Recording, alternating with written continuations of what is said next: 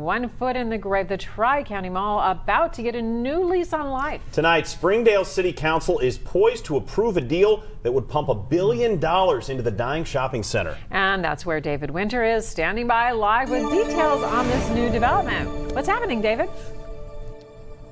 Paula, it is 3 days before Christmas, and you could land an airplane in the Tri-County Mall parking lot.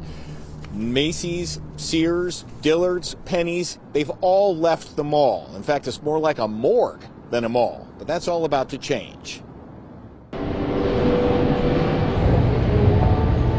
It's not exactly the bustling epicenter of holiday shopping you might remember as a kid, but there's about to be a resurrection. This is the absolute biggest project that's ever taken place in the city of Springdale. So to say we're excited is an understatement. Springdale's mayor is giddy. The new mixed-use development will be comprised of 2,400 apartments, 300,000 square feet of retail and restaurants, recreation and education facilities, parks, biking and walking trails, $1 billion in development, and the mayor makes no apologies for the tax increment financing the city is establishing to make the deal happen, even though Princeton schools will only get 40% of what they would normally get in property taxes from the development. Under normal circumstances, a school district hears about tax increment financing and they are not pleased. The mall is getting less and less valuable, so there's less and less tax revenue coming in to everybody, us and the school.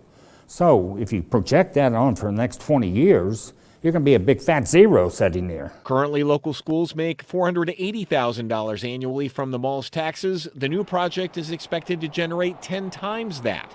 And the developers are giving the district a sweet deal on learning space there. There's something like 1,150 malls throughout the U.S.